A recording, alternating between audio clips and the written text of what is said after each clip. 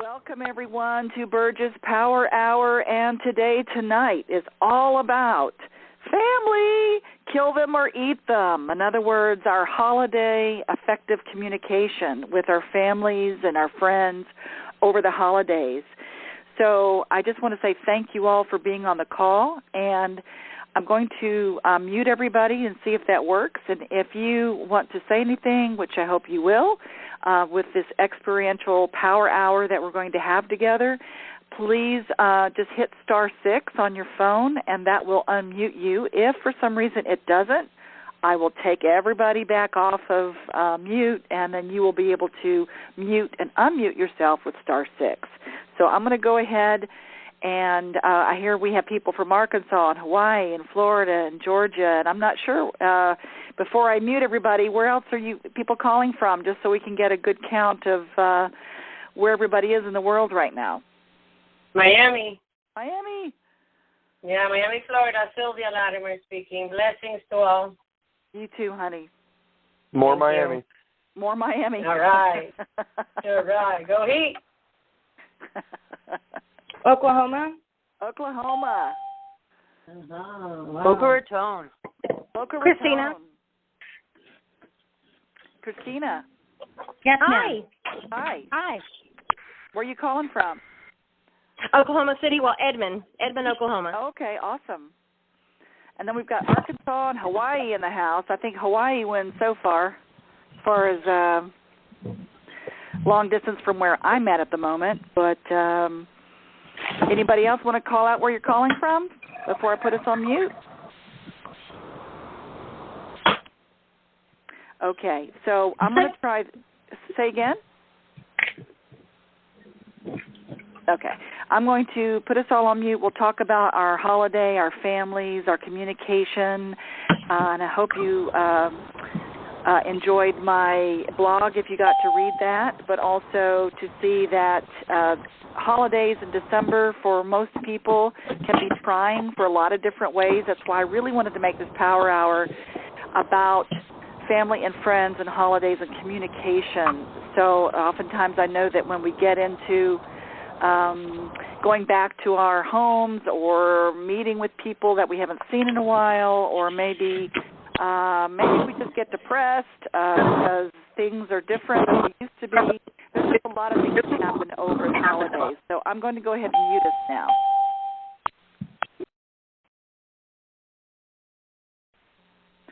All right, so everyone is muted. Again, if you want to unmute yourself, all you have to do is hit *6, and that will unmute you so you can talk to me, so that you can answer questions and ask questions and make any comments you would like.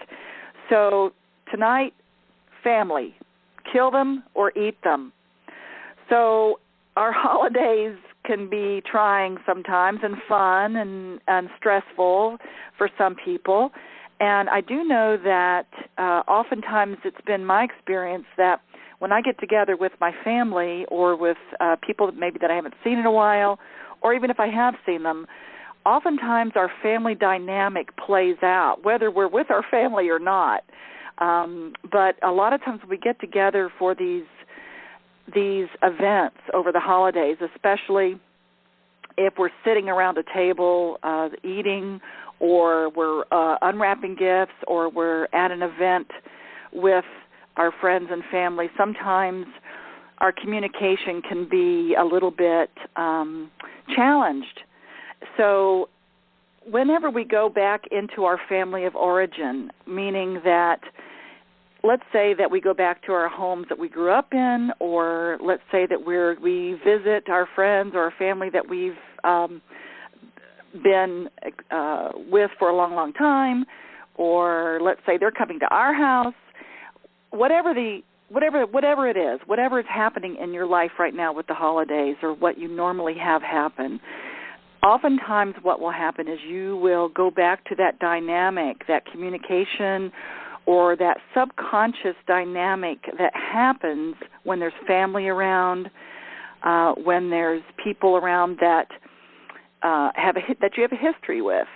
And a lot of times we can allow those people in our lives to really affect us. and can affect us in a way that may not serve us. So what I'm here to do tonight is to give us a boost of Power Hour of perhaps different ways to communicate with our families this holiday season and address some of the things that come up for people and how to communicate with their loved ones without going into any kind of old dynamic or old behaviors, such as being reactive, such as feeling like you are 2 years old again, or feeling like you have to defend yourself, or feeling like you're not good enough, or feeling afraid to tell your truth. Or maybe you go back into your codependent place. Or maybe you enable people. Maybe they have too much to drink and you enable them. Or maybe you hear a lot, do what I say, not what I do. Maybe that's you saying that to other people. There's a lot of different behaviors that seem to come up, again, that have not been addressed or healed or looked at when we're together with our family over the holidays. So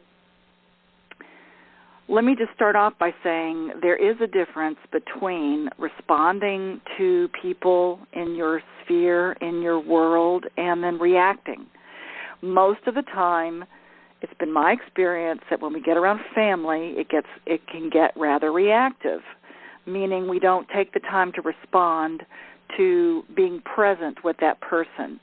Whatever past we have with someone, it seems to always kind of be we drag our past along with us. And there's nobody that can really push our buttons than the people that are closest to us or the people that we know so well. And you've heard that old adage of the people that are close to us can hurt us the most, the people that we love the most can push our buttons the most. Well, that's true. And there's a lot of reasons for that. One of the main reasons I want to really remind everybody is that when there's a lot of love present, then everything unlike love comes up for the purpose of healing. I'm going to say that again. Whenever there's a lot of love present, love pushes up everything unlike it for the purpose of healing it. What happens, though, is people forget that part.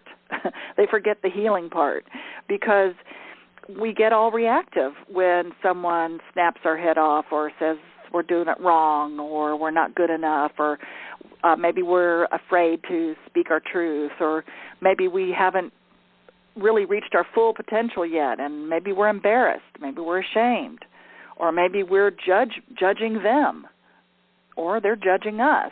In any event, any of those types of feelings or thoughts or behaviors doesn't really serve us. And when we get into a communication with that kind of person or those people, then it becomes very explosive, reactive, and not present. And we forget about the healing part. So, yes, there's a lot of love, and love can look different for a lot of people. What you feel love is and what love should be might be two different things. And, of course, if we were raised a certain way and we come back into that whole sphere of influence again, whether it's our uncles, brothers, sisters, whoever it is, we have this history of how we respond to each other. So it's our innate nature to go back to those ways of responding. It's our knee-jerk reaction to respond or react the same way that we always have.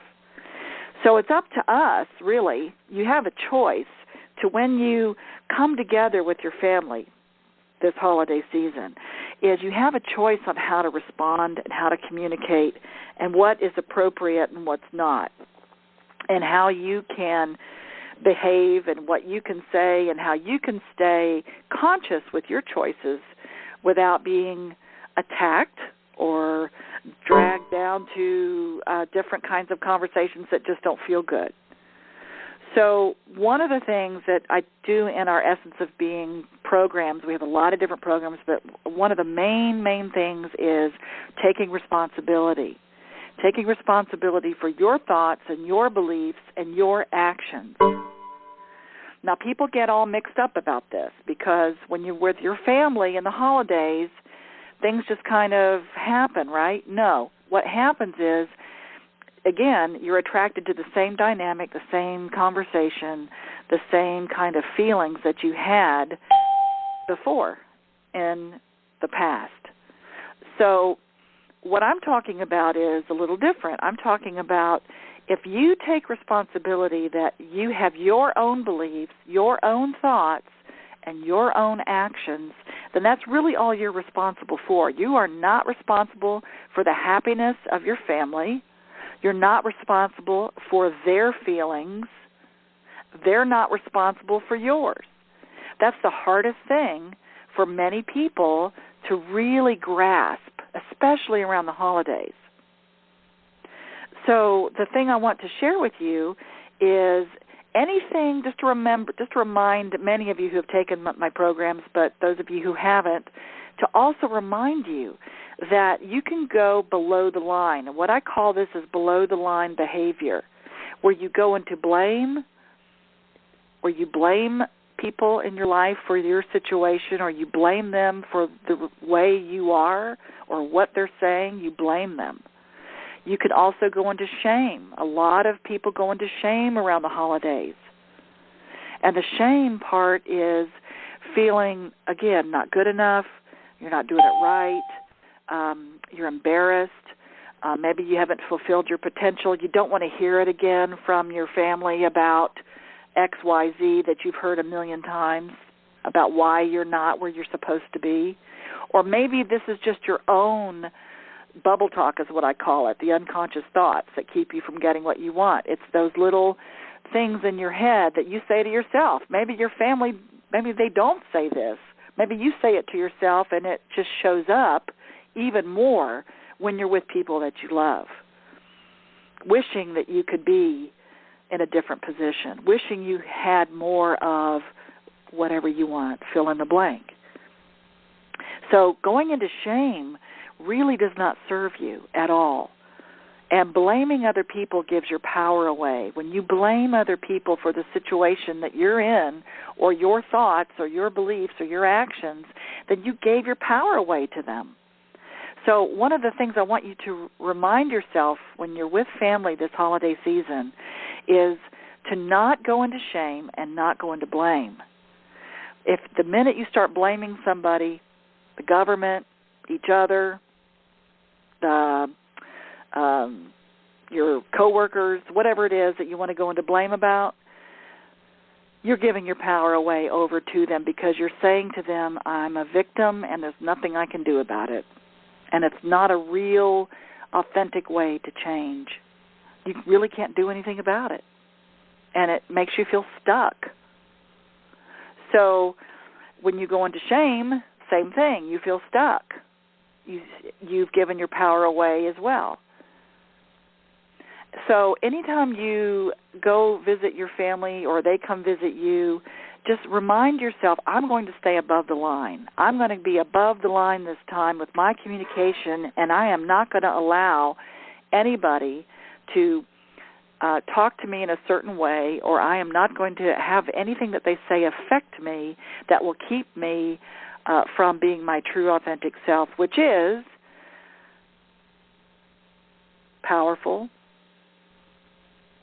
connected, deserving, loving, innocent, creative, blessed, and perfect just the way you are. So stay above the line, being responsible for your thoughts and your beliefs and your actions. And at the end of this call, I'm going to give you a whole list of rights that I want to remind you of, that you have a Bill of Rights, that you have a right to feel certain things and a right to say certain things, and I want to remind you of those, and I'll be doing that at the end of the call. So, again, stay above the line. Anytime you find yourself going below that line, when you start to blame somebody for something in your conversations or when you're with your family or your friends, Just remind yourself, oops, I'm giving my power away. Anytime you start the sentence with, you did this to me, or they did that to me, you're basically saying, I'm powerless, I'm a victim, and I can't do anything about it, I'm stuck. Even though it makes sense to you, even though you feel justified in your position, it still puts you in the energy and the framework of, I can't do anything about it. So, again, going above the line means I take responsibility for my thoughts, my beliefs, and my actions. Now, one of the exercises that you can use, or a communication tool I'm going to give you, especially when you're around people that you love or that love you, is to say, the truth for me is. So when you're having a conversation with somebody that maybe they're disapproving of you about something that you're doing in your life, or they don't like your girlfriend or boyfriend or wife or husband, or there's just some kind of a wounding that's happening, or some kind of dysfunctional something that they want to needle you about.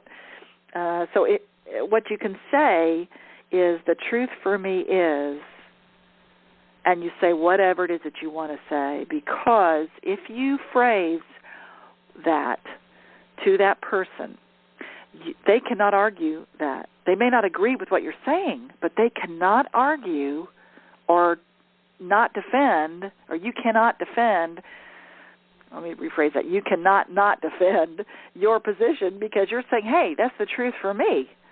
It may not be the truth for you, but it's the truth for me, and they really can't argue that. So if an old wound resurfaces at your holiday gathering and you feel yourself kind of reacting or holding your breath or constricting as you did before in your life, so just say with love and compassion, the truth for me is, and you do that without any judgment. So you want to stay away from the blame thing. You know, you want to stay away from you made me feel, or you did this or that. Take that responsibility for your feelings. No one can make you feel anything without your permission. Remember, this is your truth, not the truth. This is not about you being right. So I know a lot of families get involved in who's right. So once you speak your truth, allow the other person to do the same thing. But here's the difference. If you open your heart and listen with your heart and acknowledge that that's their truth, and it's every bit as valid as yours, you don't have to agree with it, and they don't have to agree with yours, but at least you can stand in your power and you say, that's my truth, that's what I believe. Because people, no matter who they are, want to be heard, and they want to know that they matter. And I know that in a lot of situations with family, many people get belittled. They get belittled like they don't matter anymore, or they're not as important, or they go right back to their childhood. So many times we don't even speak our truth at all. So we pretend everything's okay, all is well, let's not talk about it, while subconsciously we hold on to our past hurts. And then what happens is something triggers us. And it's really easy to get triggered, right, in a holiday gathering or when you're with friends and family that you've been around a long time. So these things trigger you, and you can explode, perhaps, and not even know why. You could say damaging and hurtful things, or they could too. So by using this method of saying, for me the truth is, and authentically communicate your truth with love and compassion, you not only honor yourself and the other person, but the relationship as well. So this really does set the stage for true healing to begin. It really does. So when there's a lot of love present, everything unlike love comes up for the purpose of healing.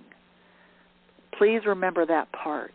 When you go into a loving situation, or what is supposed to be, quote unquote, a loving situation, just know that little things can trigger you, and they have very big implications. And so one of the ways to keep yourself from going below the line, going into blame or shame, or even making excuses. I call it justifying, without having to go into justifying your position and being righteous about it. Just say, for me, the truth is, and know that you don't have to defend anything. You don't have to defend who you are, because you have the right to feel whatever you feel. You are responsible for your thoughts, your beliefs, and your actions. And you can be a demonstration for your entire family of how to do this. See, because if you walk into a room and you have a lot of guilt and shame throwers, you know what I mean. That's okay. You didn't get me what I wanted this year, but that's all right. I'll just sit in the corner in the dark by myself. It's okay. Don't worry. You go out and have fun. Don't worry about me. So you have people sometimes that will throw guilt at you. So if you keep catching the guilt, they're going to keep throwing it.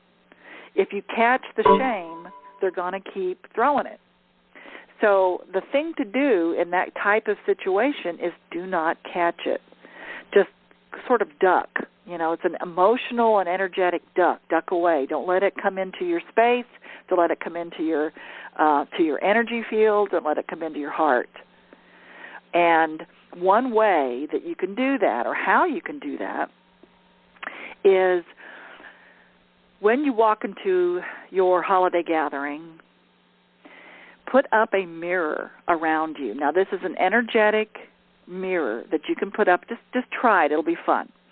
You just put a mirror up around you. Just visualize. It takes you just a few seconds. Visualize a mirror around you, and the mirror is facing out, so that whoever looks at you is seeing their own reflection. Okay. Now, this is all energetic. Obviously, you're not walking around with a mirror. So energetically, you're putting a mirror up so that whatever they throw at you, whatever they say to you, whatever seems to come your way that you don't feel good about or that you do not want in your space, it bounces off. It just reflects off of you, and it doesn't come into your space. So you can still feel grounded and centered and important and connected, and not allow anybody to knock you off your center. So try that for this holiday gathering, or whatever you do this season, is just put a mirror up around you and see what happens. And if you stop catching the guilt or the shame, okay, they're going to stop throwing it, because it's no fun to keep lobbing a big guilt ball at you if you don't catch it. Then they're going to stop. It's just not fun if nobody's catching it.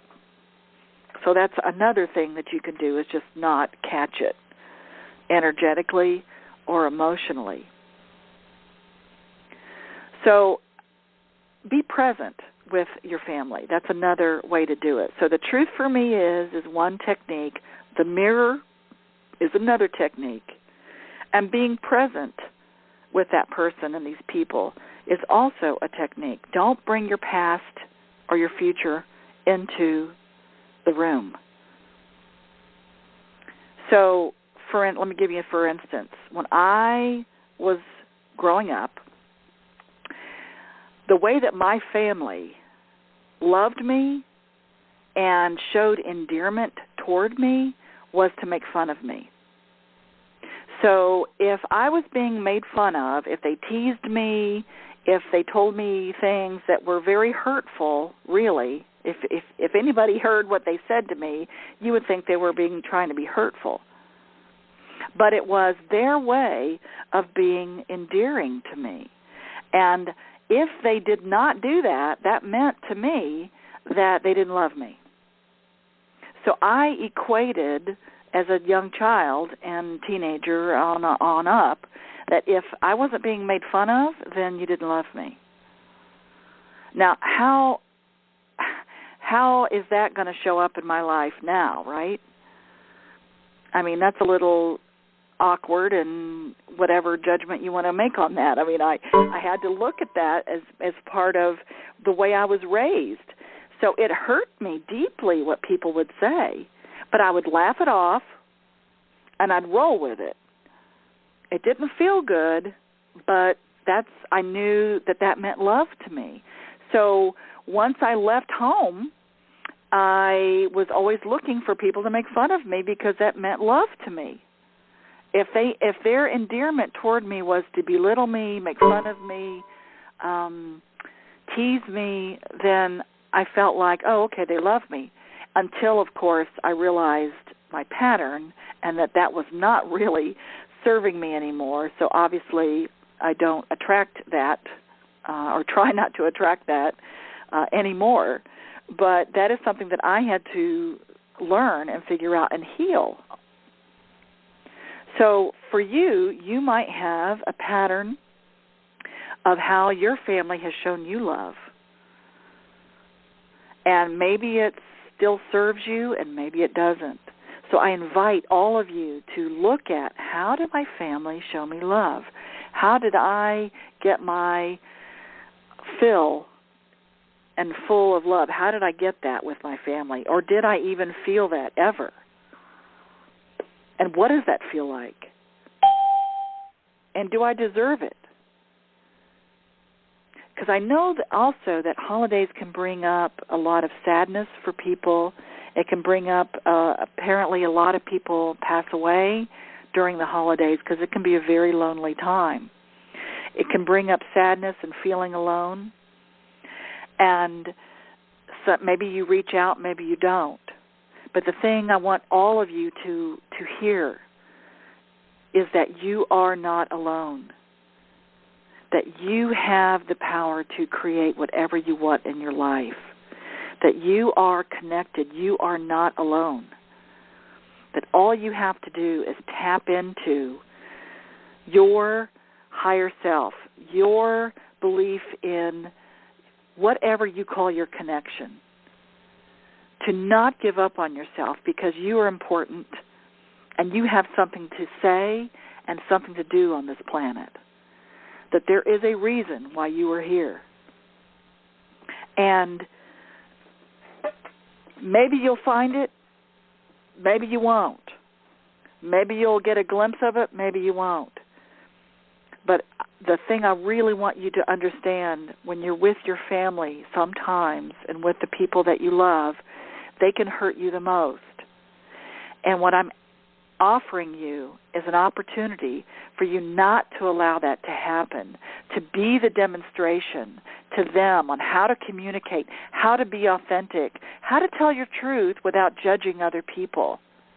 How do you do that? How to be in communion or be connected to your family members and demonstrate for them, even if they don't understand it, even if they don't want it, even if it doesn't make sense, even if in your mind they don't deserve it.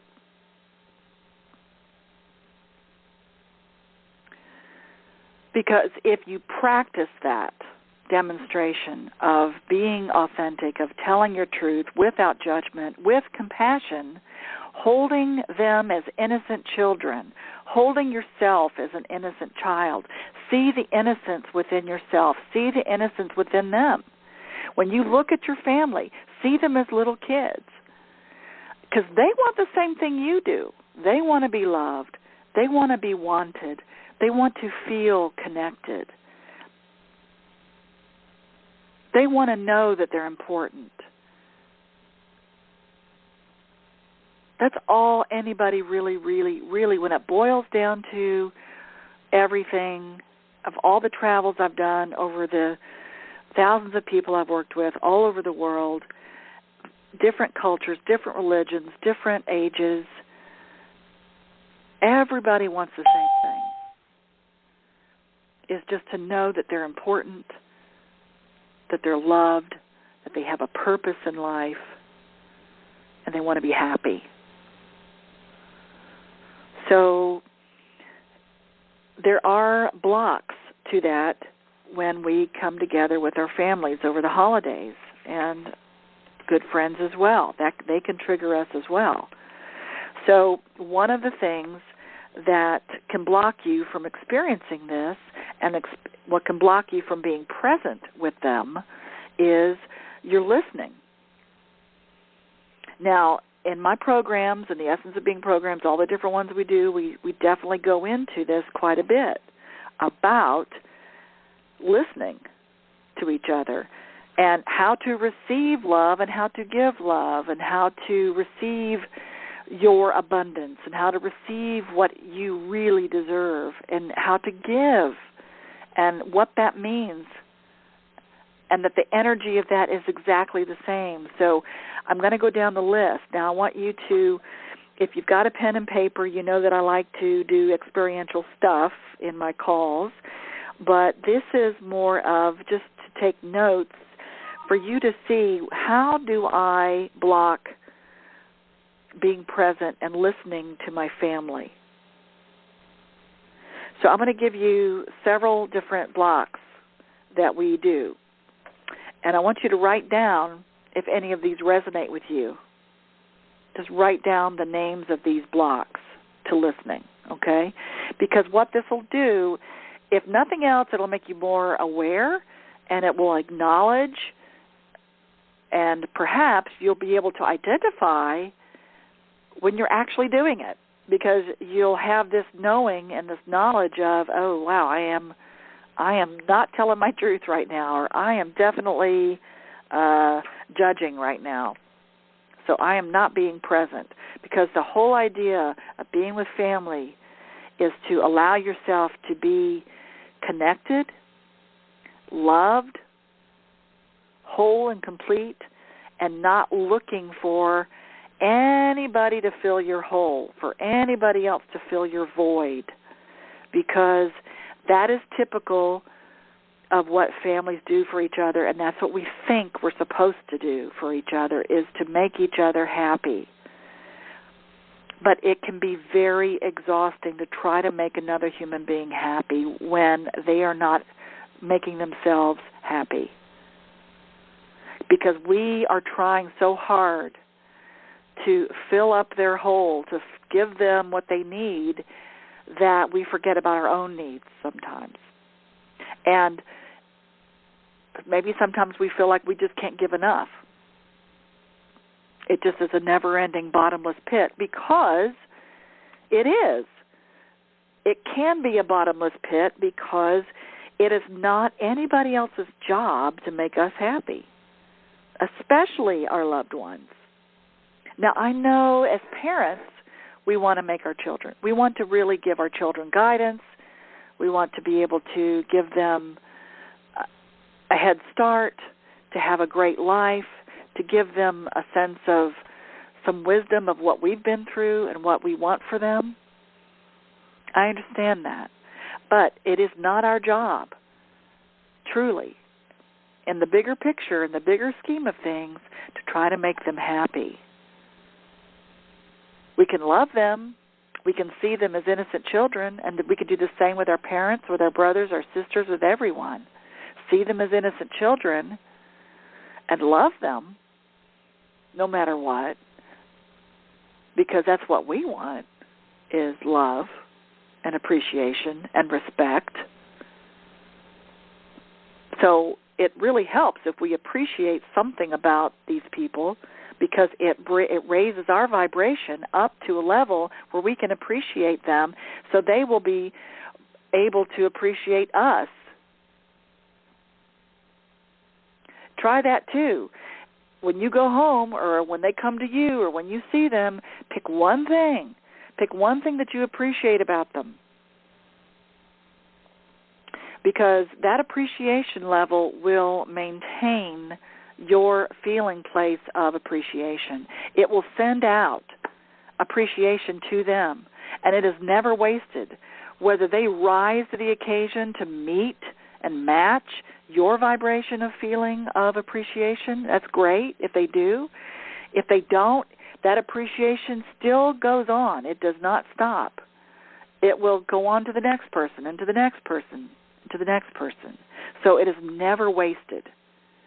So think of one thing that you can appreciate about all of these people in your life that you're going to be able to connect with during the holiday, and that raises your vibration. So I'm going to give you a list of different ways of listening that can block your appreciation. It can block your being present with these people. So one of the blocks is comparing. Now, if you're with a big family, a lot of times a lot of comparing goes on. So comparing is one of the blocks, and it means what happens when you're in a conversation, it makes it hard to listen because you're always trying to assess who is smarter, who's more competent, who's more emotionally healthy. So some people focus on who has suffered more, who's a bigger victim. While somebody's talking, you may think to yourself, could I do that well? Or have I had it harder? He doesn't know what hard is. Or you might say to yourself, I even earn more than him. Or my kids are much smarter. So you can't let much in a conversation with someone because you're too busy seeing if you measure up. So comparing happens a lot, especially in family gatherings. Let's all compare. Let's show our resumes and our bank accounts to see who's the best one. Who gets everybody's attention this holiday? So if your block could be, if you feel like that could be one of the ways that you block listening and being present, write that down, comparing, trying to measure up. Another thing that we do, another block, is mind reading. So the mind reader doesn't pay much attention to what people say. In fact, he or she often distrusts it. So you might be trying to figure out what the other person's really thinking and feeling. For instance, you might be saying, oh, yeah, she says she wants to go to the show, but I'll bet she's tired and really wants to relax. So she might be resentful if I push her when she doesn't want to go. So the mind reader pays less attention to words than to the subtle cues that they just make up, thinking that there's some truth in there somewhere. Whatever they're saying is not truthful. So if you are a mind reader, you probably make assumptions about how people react to you. You could be saying to yourself, I bet he's looking at my red blotchy skin, or she thinks I'm stupid, or he's really turned off because I'm really shy. So these are all intuitive hunches you think, but they have little to do with what the person actually is saying to you. So I would say if you know you're a mind reader, just watch out for that in these events coming up. Another block to listening is rehearsing. And that's one of my favorites that I talk about in Essence of Being in our programs. But, we rehearse what we're going to say, especially with family. We've heard this a million times, that you get ready to say whatever they're going to say because I'm going to say everything I'm going to say to them. I've already rehearsed it. I already know what I'm going to say, so hurry up and say what you're going to say. And you totally miss what they're saying because you're not present and you've already made up your mind what they're trying to say, and you've already thought 20 chess moves ahead about how you're going to deal with them or what you're going to say to them because you've already rehearsed it. So rehearsing is a really big one for family because you've heard it before. Or you're afraid of what they're going to say, so you rehearse what your response would be. Another one that we do is filtering. We filter things. So when you filter, you listen to some things and not to others. So you pay only enough attention to see if somebody's angry or unhappy or if you're in emotional danger. So once you're assured that the communication contains none of those things, you let your mind wander. So you're kind of filtering what they're saying. You're just kind of tapping in to see, are they angry at me or am I going to get hurt here? And are they throwing any guilt or shame at me? Okay, I'm done listening now. Another way we filter is simply avoid hearing certain things. And I think many of us have heard that story before about selective listening. So if we hear something that's threatening or negative or critical about us or unpleasant, it's as if the words were never said, so you simply have no memory of them. So that's a filter. Now, I'm not suggesting that you sit there and allow somebody just to throw all these negative things at you, because remember, you're going to put your mirror up, so the mirror is going to help you with that. You can always walk away and just tell your truth and say, thank you for your sharing, and I don't deserve to hear that right now. I really don't deserve to be talked to that way. That's not my truth. That's a real powerful position. So filtering can happen. Another block is judging, okay? And this happens frequently with family. They judge you, or you prejudge them. Again, you already know what they're going to say, so you judge them as being stupid or nuts or unqualified or whatever. You've already written them off. So you could be judging them as opposed to really listening to them, and that keeps you from being present with what they're saying and who they are. Another one is dreaming or checking out. And that's one of my favorites. You're not really there. You're half listening. So if you dream a lot with certain people, it may indicate a lack of commitment to knowing or appreciating them. At the very least, it's a statement that you don't value what they have to say very much. So, it's the kind of thing where you just check out, where you're thinking about other things, you're daydreaming, and you're not really there. You're just kind of going through the motions, and you're thinking about other things. So it's not being very present with that person, and that could block your experience, and you're not even really there. And you can be prone to dreaming or checking out when you feel bored or anxious. So just check in when you're talking with your family or with your friends for this holiday season. Just see, am I checking out? Am I dreaming? Am I anxious? Am I bored? What is it? I'm not being present. And the seventh one, I've told you 6 so far. I'll remind you, it's comparing, mind reading, rehearsing, filtering, judging, and dreaming or checking out. Number 7 is identifying. So you identify with what they're saying. So you take everything a person tells you and you refer it back to your own experience. So they want to tell you about something that happened to them, but that reminds you of the time that you had the same thing happen to you.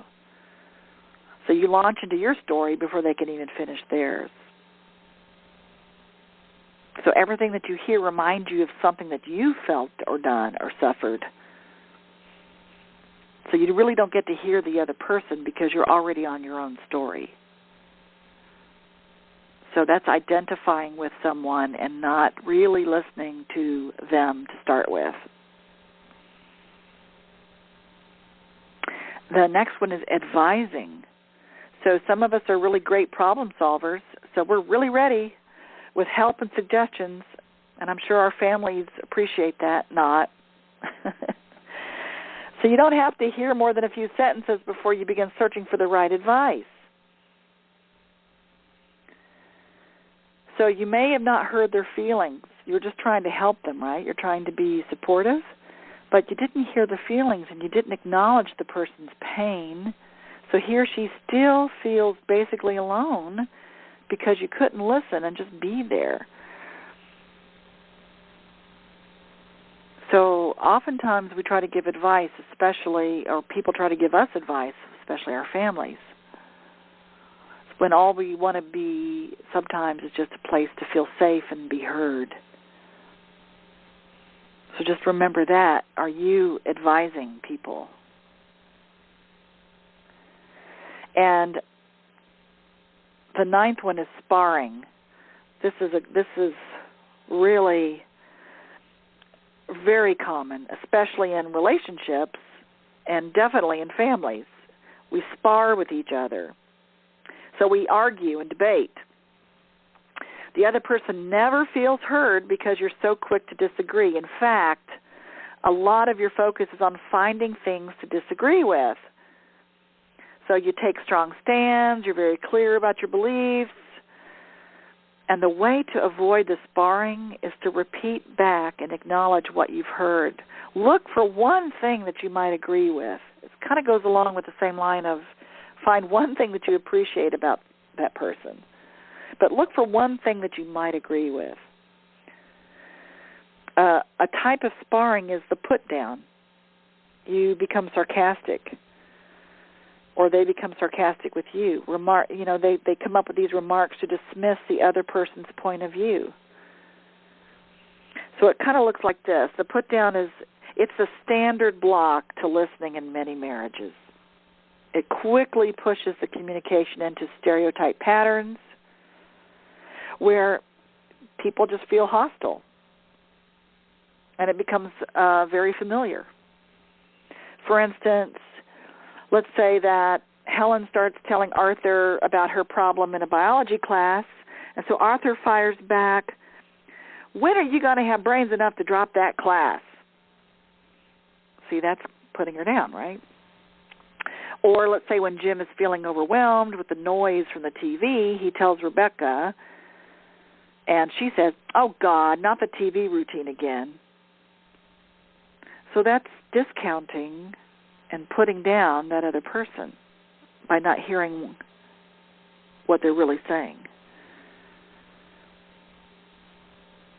Another type of sparring is discounting. So discounting is for people who can't stand compliments. And that can happen a lot in families too.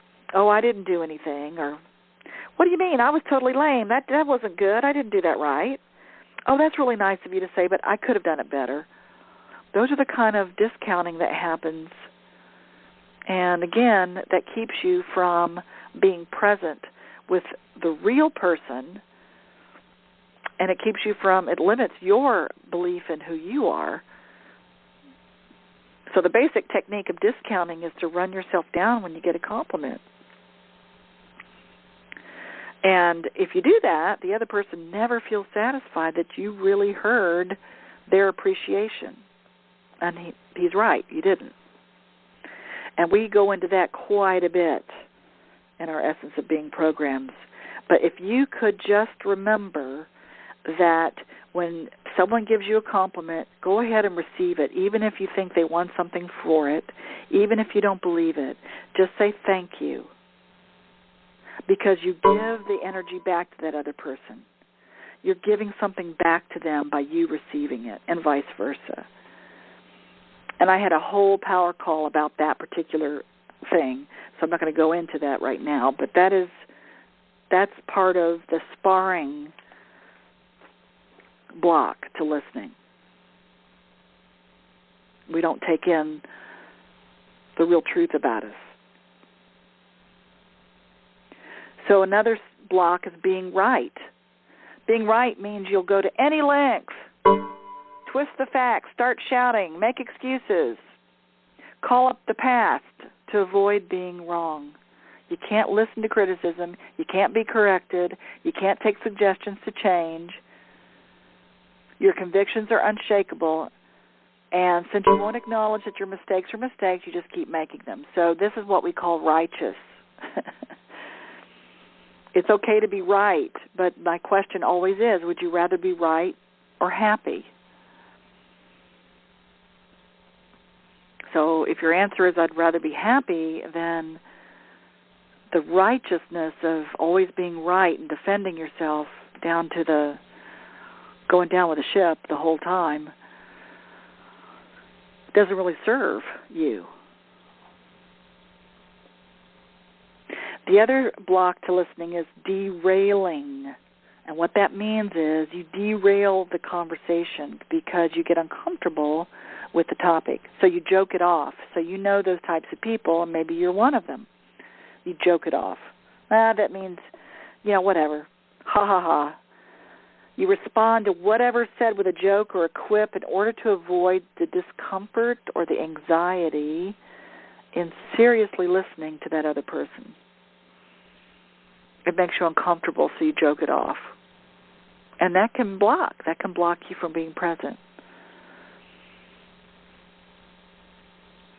And the last thing I'm going to say about blocks to listening is you placate.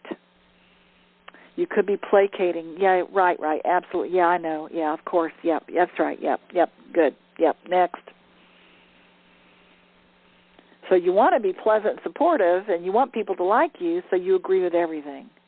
You're not really listening. You get just enough to get the drift, but you're not really involved in what they're talking about.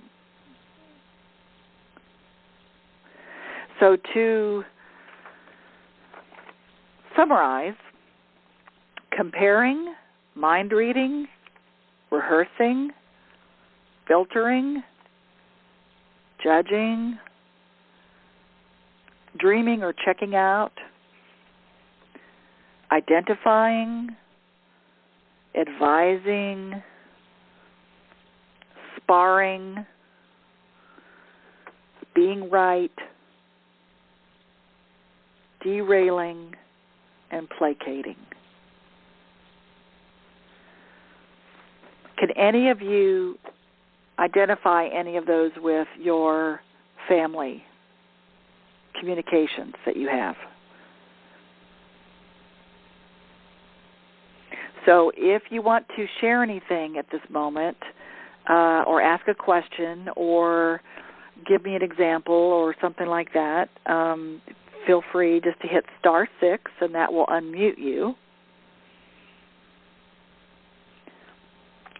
And then I will give you the rights. Remember, I told you I wanted you to write these down. I'm going to give you the Bill of Rights, that you have the rights,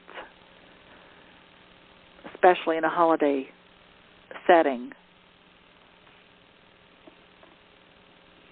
So hopefully people can hit *6 to get in. Burge, it's Sandra in South Florida. I would love to have the pre-play line because I had to miss part of the call. Oh, okay, great. Absolutely. What we will do is we will send out we will email on our Facebook groups, and also, let me see if I've got them. I don't think I've ever been on the Facebook group, so I'm hoping you'll text it. Okay, great. Yeah, I can text it. I can text the line of the pre-play. But we send out to our email, everybody on our email list. We send out the listening to it again, the playlist, so that you can hear it again. Also, I'll text it as well. Not a problem. And if you're not on the Facebook groups, you can go onto EOB or Essence of Being in any of the groups. We have groups from all around the world, but the Essence of Being or EOBI, Essence of Being International, those are the fan page groups, or the actual groups, not groups, the fan page that we have, the business page. But then all the groups are labeled EOB, and then they're all different groups all around the world.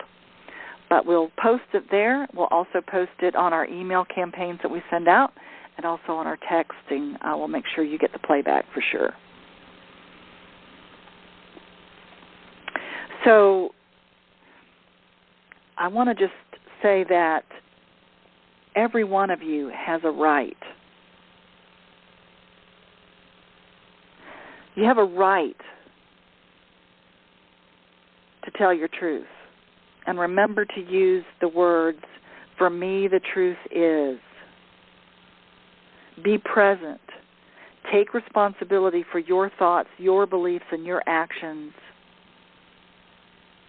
Do not go below that line. When you start blaming and shaming, then you're going to know it, and you give your power away. And when you're in shame, no one is powerful at that point. You cannot make a change when you're shaming yourself. So you have the right to follow your own values and your own standards.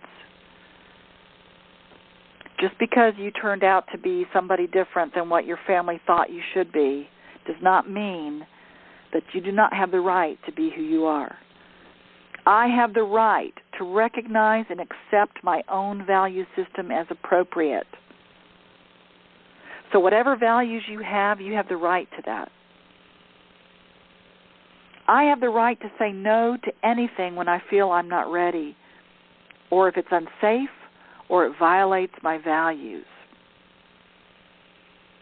So one of the hardest words to say to family is no. But you have the right to say no to anything when you feel that you're not ready to say yes to it, or if you feel unsafe, or if it violates any values that you have. I have the right to dignity and respect. You have the right to be respected and to have your dignity no matter what. And I have a right to terminate conversations with people who make me feel put down and humiliated. Now, remember, if you use your mirror, like I told you earlier in the call, that this is not going to happen to you. And if you also remember, they can't make you feel anyway, okay? But if for some reason you're in a conversation with someone who is trying to, maybe they're not trying to, but they certainly are pushing your buttons and they're making you feel a certain way, humiliated or put down, okay? If you're allowing them to make you feel that way, walk away and say, you're not allowed to talk to me that way. I don't deserve it.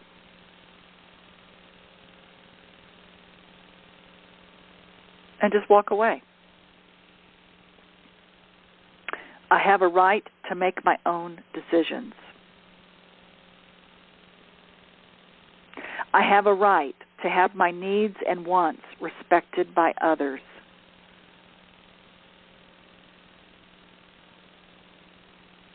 I have the right to not be responsible for other people's behaviors, their actions, their feelings, their beliefs. So you are not responsible for other people's behaviors, actions, feelings, or beliefs. You're not. You're not responsible for them. You are responsible for your thoughts, actions, and beliefs and behaviors and feelings.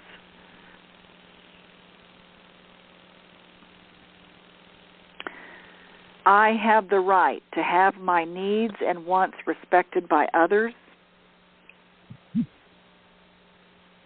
I have a right to all of my feelings. I have a right to make mistakes and not have to be perfect, i.e., my belief is, of course, that we're all perfect just the way we are. It's just that if we allow ourselves to make the mistakes, we can actually learn from them, but we make corrections without judgment. If we make a mistake, that's great. That means we're learning. We're correcting without judgment. So Burge, I have a question. This is Yes. Christina in Edmond, Oklahoma. Hi. Hi. Okay, so I have a situation with someone I know that's close to me, and they live with family. It was supposed to be temporary, and it's become a little more permanent than it should. And this person is an upstanding person who truly seeks God for everything and watches everything that they say and does everything in love. And there's a lot of just backbiting and everything that's going on, and the mother is actually the one creating a lot of it and a lot of lies that no one believes, but they believe the mother. So what if they're ignoring you when you are trying to go to them with peace and love and truth? How do you communicate with them then? Well, like I said before, that's a great question, hon. It's like do you allow them to knock you off your center? Sure. Yeah. So what you do, if you're going to them with peace and love and light and giving them, sending appreciation, sending them energetic ways of seeing them as innocent, basically that's what you do. And anything that they give back to you, if you put your mirror up, okay, everything will bounce off of you and it will not come into your space, and you will not allow it to push you off your center, because that is not the truth for you. Exactly. It just makes for a very, very uncomfortable living situation for her and her daughter, and it's her home. She just can't see telling them to leave and putting them in a bad position, because then it would not be to her in acting in love. I see. So is she sacrificing? I'm not really sure. She's on the call. She just can't speak because of where she's at. So okay. I'm asking for her. Okay, gotcha.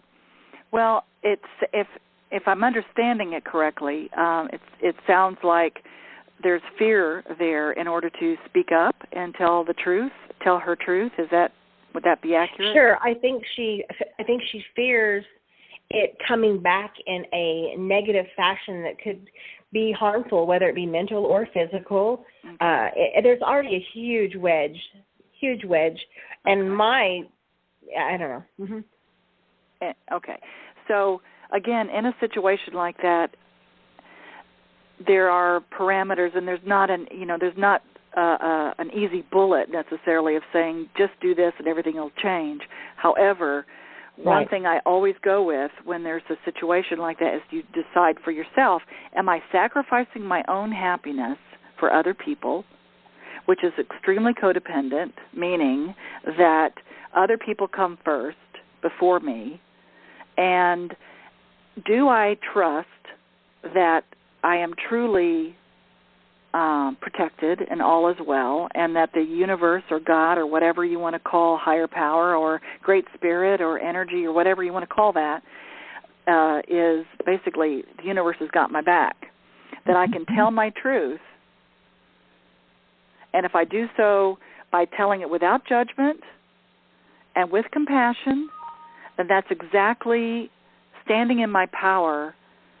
I can take responsibility for that, for my thoughts and my beliefs and my actions, and knowing that what will come back to me will match that vibration, not the fear. So it's a matter of matching the vibration. So if you're saying something to someone with your fear attached to it, it could come back as fear and a different vibration than what you want. Right. I understand that.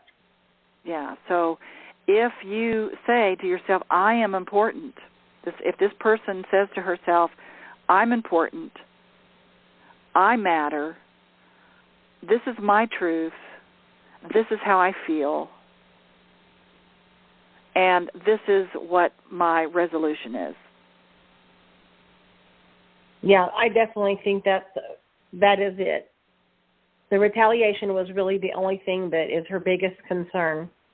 Well, then, again, by stepping into that, if there's a concern or a fear, as you know, when you're fearful about something, of course, that's probably exactly what you attract, right?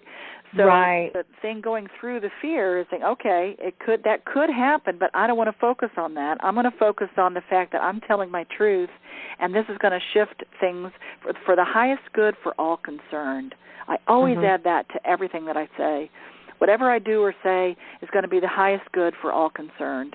It may not feel like it. It may not look like it. I may make up all kinds of things around that, but eventually and for sure, it absolutely is the highest good for all concerned, and you cannot go wrong doing that. I agree. Well, I appreciate you answering what you could on that based on what you know. Well, you're welcome. And again, it really was a blessing getting on the call tonight with you, because this is just something we've been dealing with, and so it was really awesome when you sent that message. It couldn't have been a better time.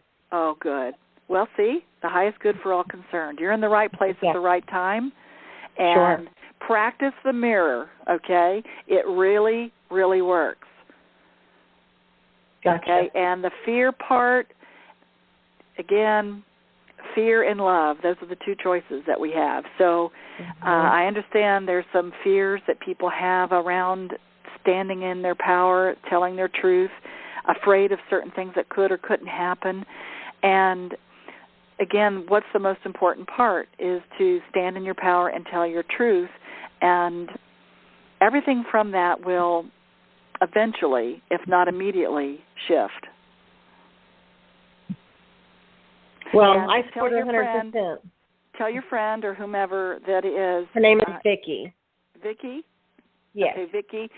I do private sessions, hon, so you can always call me. I do Skype and calls, so we can work on this together in a very direct kind of way. So if you ever want to have a private session with me, and also, of course, any of the programs that we do anywhere around the world, please join us. But you can find me at burge@essenceofbeing.com, or you can go into any of our Facebook groups, or just go to my website, essenceofbeing.com or eobinternational.com.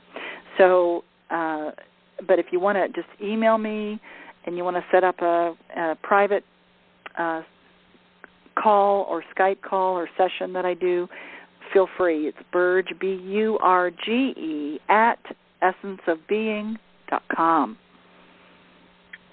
And thank you for making yourself available. You're welcome.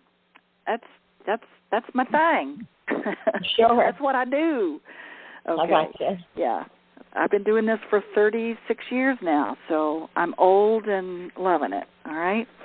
So thank you. And I'm going to have 2 more rights I want to share with everybody, and then we'll have to get off the call because I'm over my hour, but I can't help it sometimes. This is really important to me that everybody understand how valuable and how perfect and how important everyone really is, and that you have the right to forgive others and to forgive yourself.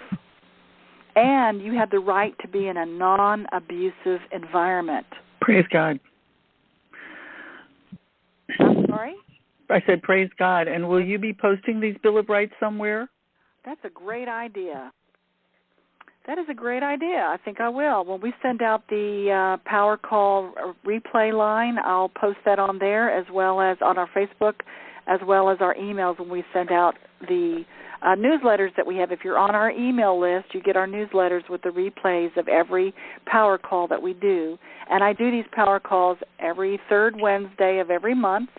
I didn't do one in November. It was the only one I missed because I was en route to Malaysia teaching Essence of Being in my teens classes and adult classes in Malaysia.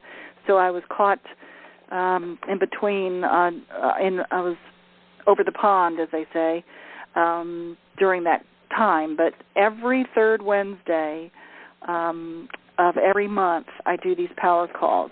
And the next Power Call I will be doing will be January, of course, and it is, I looked it up on the, it is January, and it's going to be on the essence of abundance. So January is always a great time to restructure, relook at, re-intentionalize, to declare what it is that you're choosing for the year. So I always pick abundance as some type of topic. So that'll be January 20th, which is the third Wednesday of every month. So January 20th will be my next one, and it will be on Essence of Abundance. And yes, I will post this on our newsletters and our Facebook and the emails that we send out.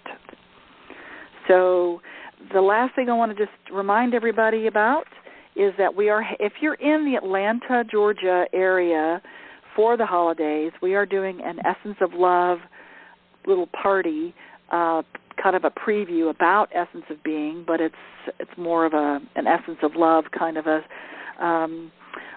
free little mini workshop, if you will, and that's going to be this Friday from 7 to 10 at the Blue Barn in Roswell. We have a Facebook event about that as well, and you can also email me if you're curious about that. It's burge@essenceofbeing.com. Also, the next Essence of Being that we're offering in the United States is in Atlanta, February 19th through the 21st. So that will be the next one that we have on the docket for you, is Atlanta, Essence of Being, February 19th through the 21st, and that's our 3-day program.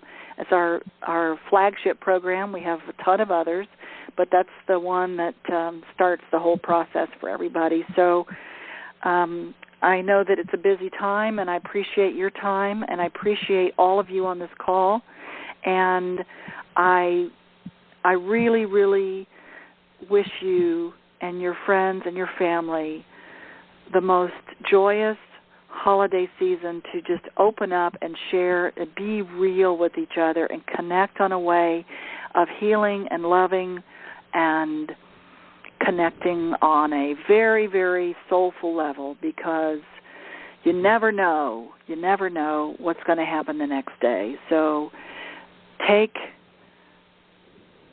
this opportunity to tell your loved ones how much you appreciate them and you love them, and to know that you're never alone, my friends. So without further ado, I'm going to turn the mute off, I think, and everybody can say, see you soon, and I'm having my New Year's party, so everybody can come to my New Year's event as well. So let me see here. That's great. Are you sending me a ticket? That'd be great. Are you going to be at Johnny Regan's still in Atlanta? Is that where are you going to be there? I am. Well, he's invited me to come speak, yeah, but he's... Yes, I thought so. Yeah, so I'll be speaking at his thing, but my New Year's Eve party will be in Atlanta, yes. I have one every year where we kind of do a blowout with everybody from all around the world. So I invite all of you to come to that as well. That's on our Facebook groups and events as well. And I believe it was also, if you want to do that, you're more than welcome to come to Roswell, Georgia, which is in Atlanta, basically. I would love that. I'm going to see if we can unmute everybody here. Let's see.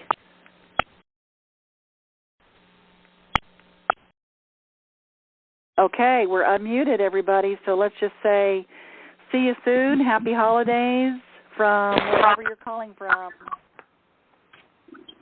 Love you all. See you soon. God bless you. Happy holidays. Thanks, Bird. Thank you. Happy holidays, everybody. Happy holidays, Diane. Thank you.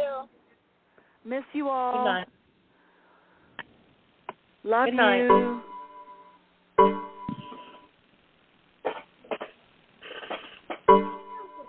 Happy holidays from Arkansas. Thank you.